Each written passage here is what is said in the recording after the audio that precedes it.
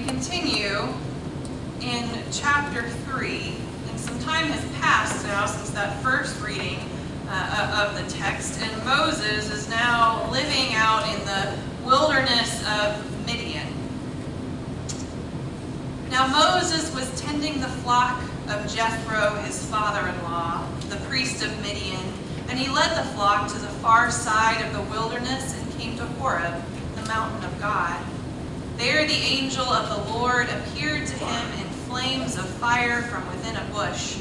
And Moses saw that though the bush was on fire, it did not burn up. When the Lord saw that he had gone over to look, God called to him from within the bush, "Moses, Moses." And Moses said, "Here I am."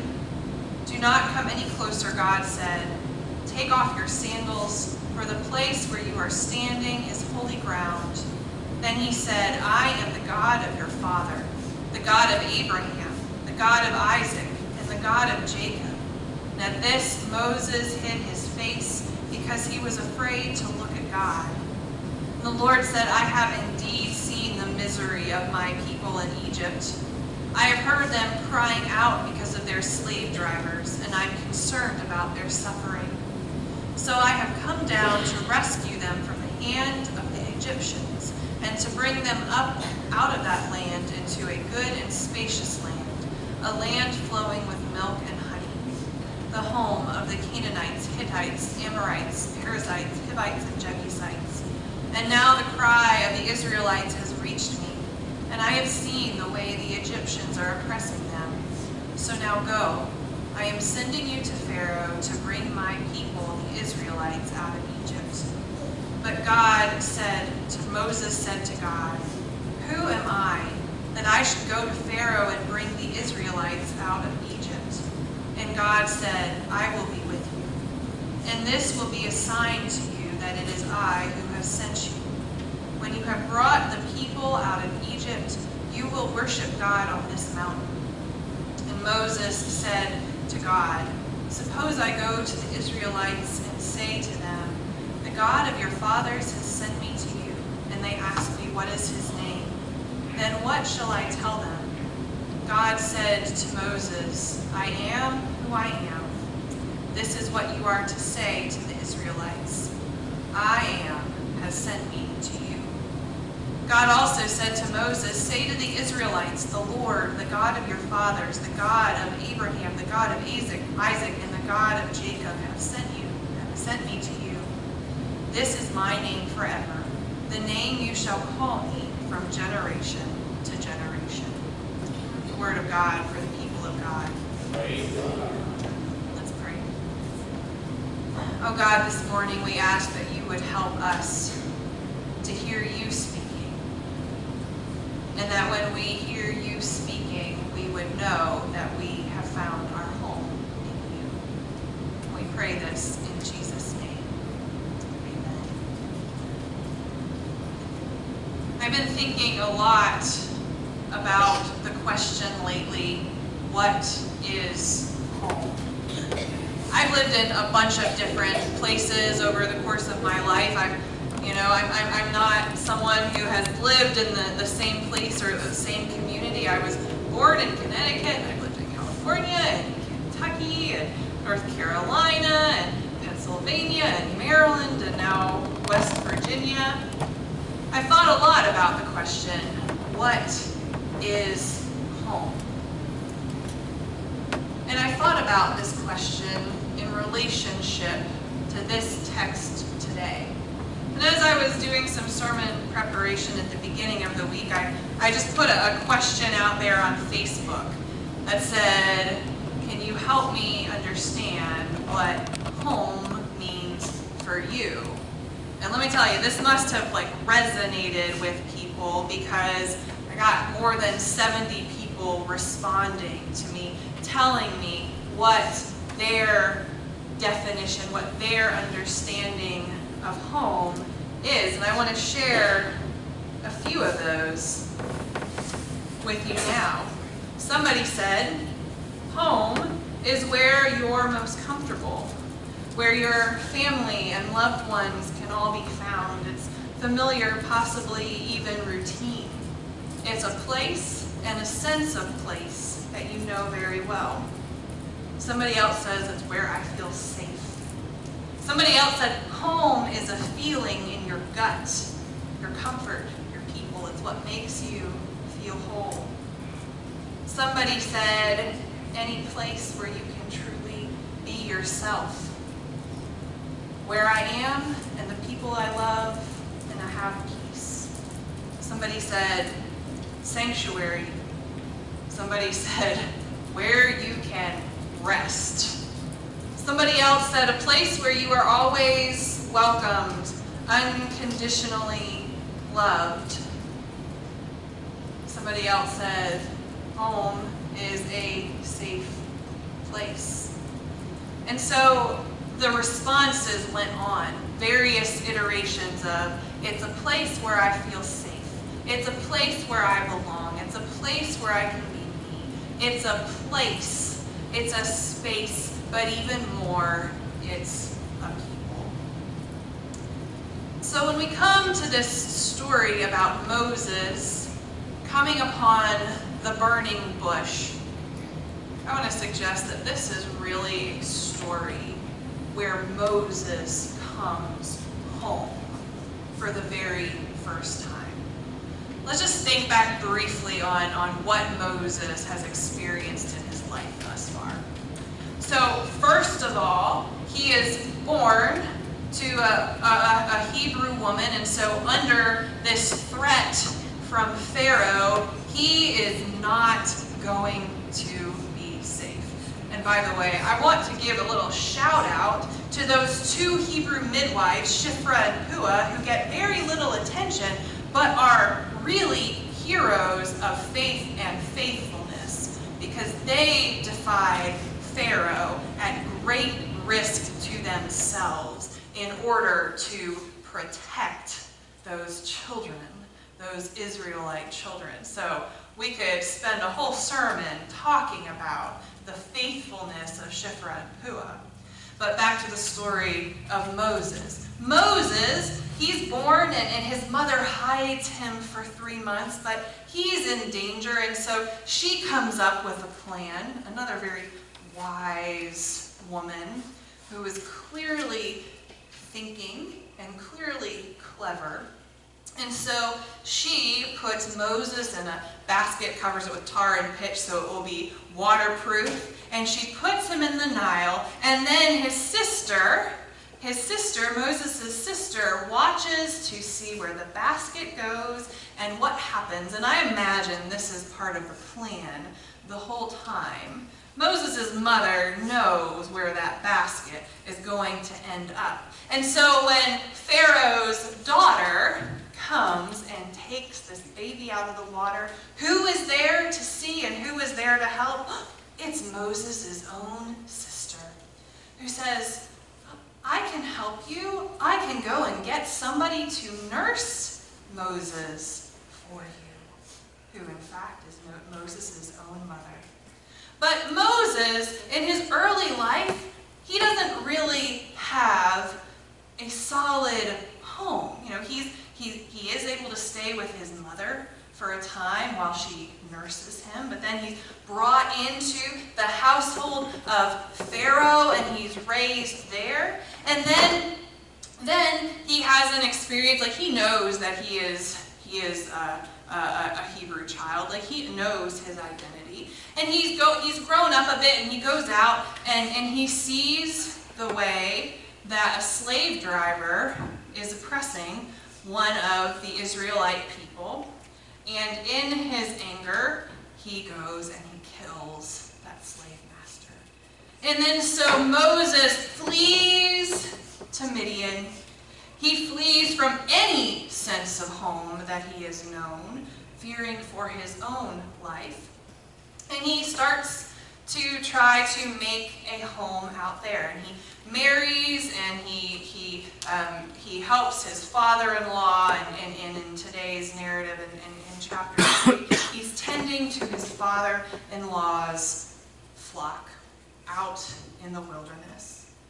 Moses certainly has had people who have loved him along the way, but he has been in a bunch of different places. And today though, when he comes upon the burning bush and God speaks to him, God not only reveals the divine name, but God reveals Moses' true home.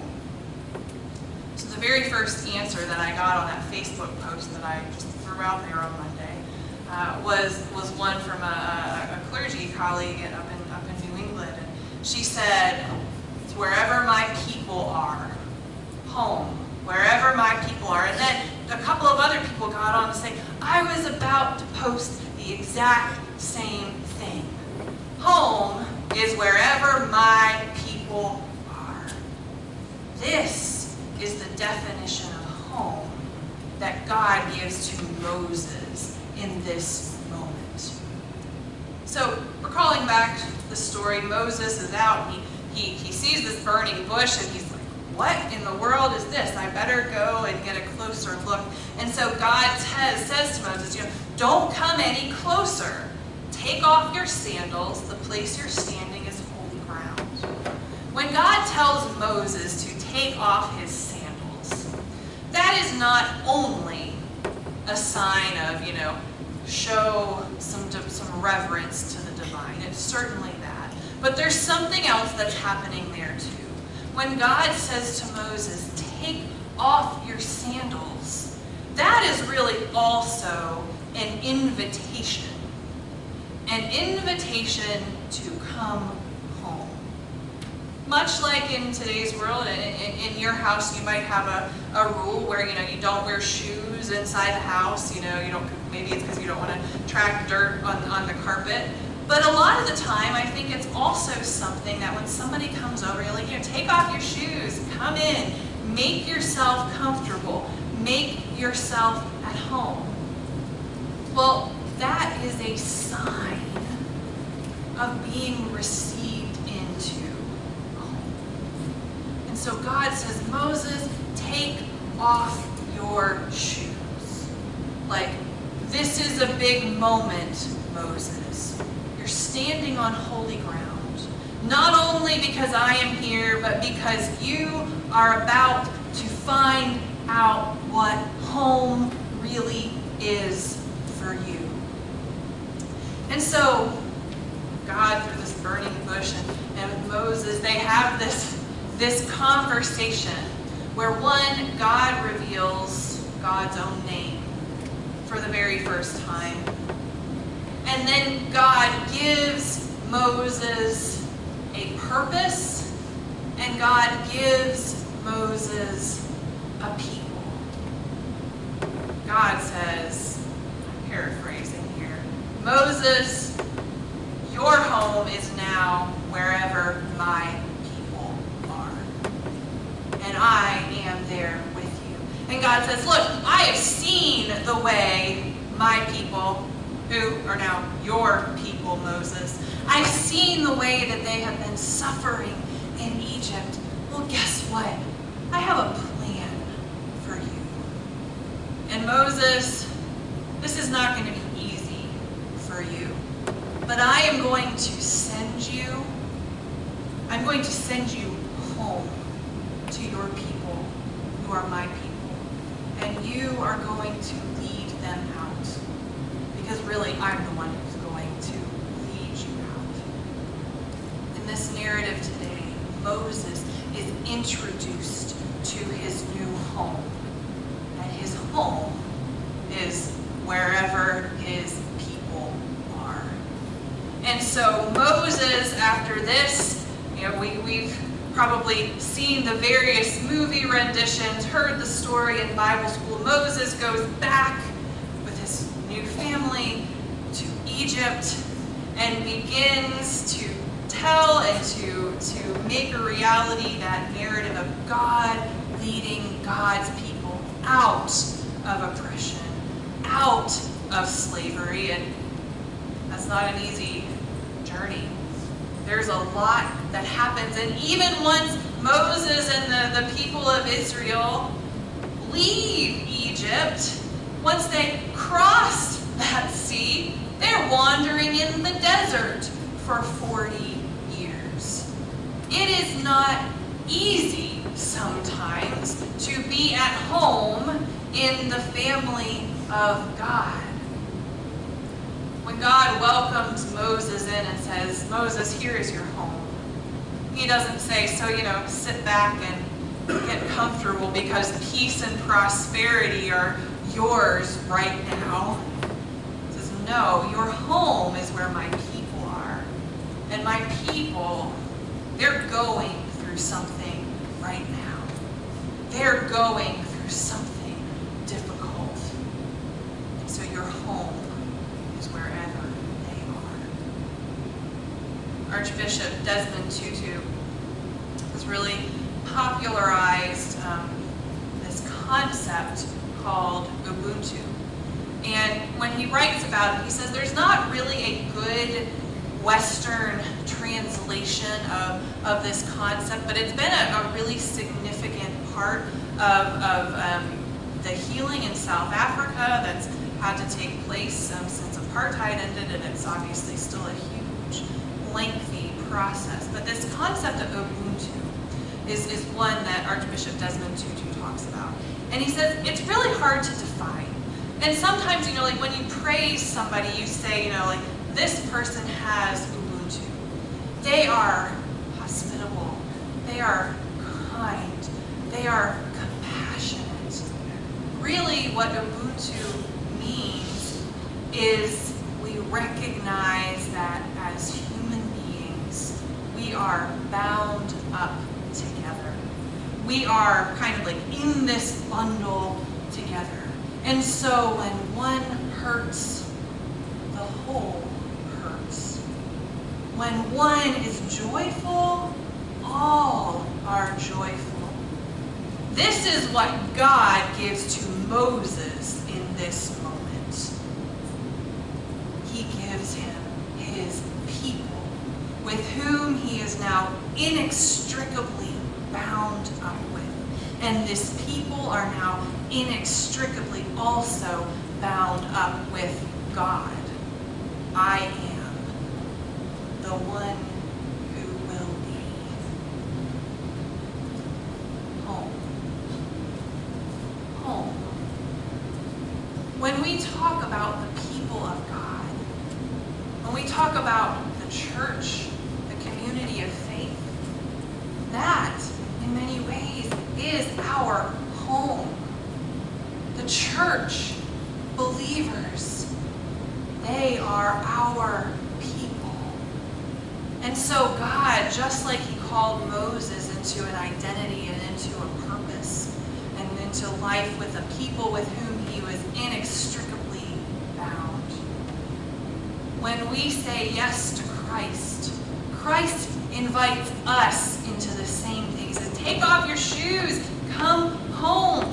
Here are your people.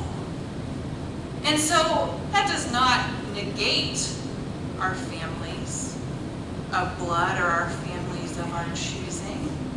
But what that does is this gives us a home that can never be taken from us. Because our home is in God and among God's people.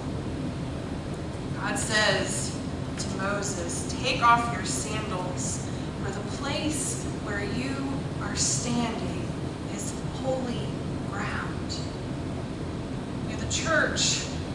The church is not just some place that we gather on Sunday mornings or sometimes throughout the week. The church does not need a building. In fact, sometimes I think the building can be one of the biggest obstacles to being the church, because we get in our heads that church is a time or a place, or it's a particular thing we do. I mean, we've all heard the, here's the church, here's the steeple, look inside, there are all the people. Or we say, like the church isn't a building, the church is the people. And I think there's something where we kind of we know that in our minds, But when it comes down to it, it's so easy to forget. No, the church is a people. And if we take that definition of home, home is wherever my people are. The church is so much bigger than St. Paul United Methodist Church. It's so much bigger than those of us who are sitting here. God says, hey, I'm inviting you into my home with my people, and now my people are your people. Think about those with whom you share the deepest relationship, the deepest connection. Think about those with whom you feel the most safe and the most comfortable to truly see you as you are. That's home. That is what we are called to be to one another. Home. A place of care. A place of suffering with, but also a place of celebration with. This moment in the life of Moses is the pivotal and defining moment for him. It's when God reminds him of who he is, what his purpose is, and to whom he belongs, to God and to God's people. And so today, may God remind us of this same truth. To whom do we belong? We belong to God. And we belong to God's people. So take off your shoes. Come on inside and make this God and this people your home.